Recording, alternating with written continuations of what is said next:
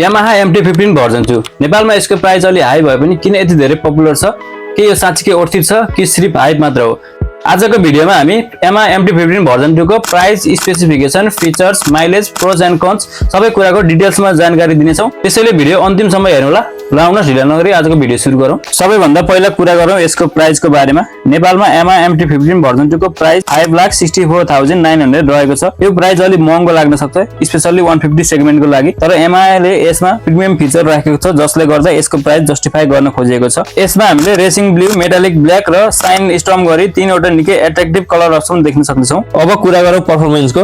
Yamaha MT-15 version 2 को engine स्पेसिफिकेसनको कुरा गर्नुपर्दा यसमा हामीले 155 सीसी सिंगल सिलिन्डर 4 स्टक 4 बल्ब SOHC liquid cool BS6 engine देख्न सक्छौँ। यस इन्जिनले 18.5 PS को म्याक्स पावर र 14.1 Nm को पिक टर्क जेनेरेट गर्ने गर्दछ। यो इन्जिन यामाहा R15 बाट इन्स्पायर भएको हुनाले यसको पर्फर्मेन्स पनि निकै स्मुथ र रिफाइन रहेको छ। त्यस्तै गरी यसमा हामीले VVA टेक्नोलोजी देख्न सक्छौँ जसले गर्दा लोअर RPM र हायर RPM मा यसले स्ट्रङ र स्मुथ पर्फर्मेन्स दिने गर्दछ। यस बाइकमा हामीले 6 स्पिड गियर बक्स देख्न सक्छौँ भने यसको टप स्पिड 130 kmph रहेको छ र यस बाइकमा स्लिपर क्लच पनि दिएको छ जसले गर्दा एग्रेसिभ डाउन शिफ्टिङ गर्दा बाइक स्टेबल राख्छ।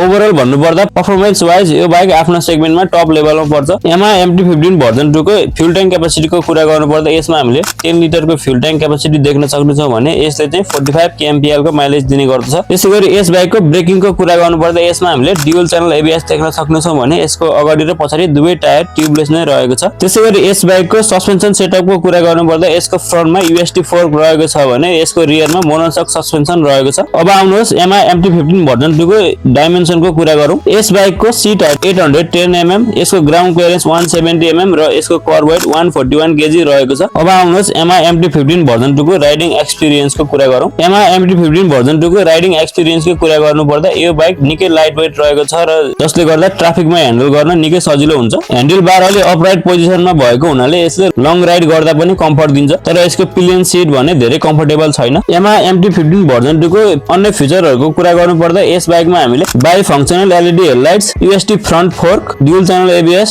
Traction control, assist and slipper clutch, quick shifter, gear position indicator, side stand engine cut off switch, multi function negative LCD meter जस्ता अन्य थुप्रै फिचरहरू पनि देख्न सक्छौँ। त्यसैगरी यस बाइकमा ब्लुटुथ कनेक्टिभिटी पनि छ जसले वाइ कनेक्ट एप मार्फत call, SMS alert, bike status पनि ट्र्याक गर्न मद्दत गर्छ र यसको लाइटिङ सिस्टम पनि फुल LED भएकाले रातमा राम्रो भिजिबिलिटी दिने गर्दछ। अब आउनुहोस् यसको डिजाइनको कुरा गरौँ। यामाहाले यसलाई डार्क वारियर लुक्स दिएको छ। फ्रन्ट हेडलाइट निकै एग्रेसिभ छ र मस्कुलर फ्युल ट्याङ्कले बाइकलाई निकै पावरफुल लुक दिन्छ। साइड प्रोफाइल पनि शार्प र स्पोर्टी छ। यो बाइक रोडमा देख्दा पनि एट्र्याक्ट गर्ने गर्छ भने यङ राइडर्सका लागि डिजाइन निकै एट्र्याक्टिभ रहेको छ। अब आउनुहोस् यसको प्रोज र कन्सको कुरा गरौँ। सबैभन्दा पहिला प्रोजको कुरा गर्नुपर्दा यसमा हामीले पावरफुल र refine engine, premium feature, light weight handling, stylish design देख्न सक्छौँ भने यसको कनको कुरा गर्नुपर्दा यसको प्राइस अलि हाई छ, फ्युल एन्ड कम्फर्ट अलि कम छ र सस्पेन्सन अलि स्टिफ लाग्न सक्छ। त्यसैले यो बाइक सबैका लागि पर्फेक्ट बाइक भने हुन सक्दैन। अब कुरा गरौँ यो बाइक ओभरसिट छ कि छैन भन्ने बारेमा। यदि तपाईँ स्टाइलिश, फिचर लोडेड र स्मुथ पर्फर्मेन्स भएको बाइक खोज्दै हुनुहुन्छ भने यामाहा MT-15 भर्जन 2 डेफिनेटली ओभरसिट छ। तर यदि तपाईलाई पावर मात्र चाहिएको छ भने अरु अप्सन पनि कन्सिडर गर्न सक्नुहुनेछ। यही नै थियो आजको भिडियो। तपाईलाई यो बाइक कस्तो लाग्यो कमेन्ट गर्नु होला र मेरो च्यानलमा नयाँ हुनुहुन्छ भने मेरो च्यानल सब्स्क्राइब गरेर साइडमा रहेको बेल आइकन पनि दबाउनु होला। हस्त धन्यवाद।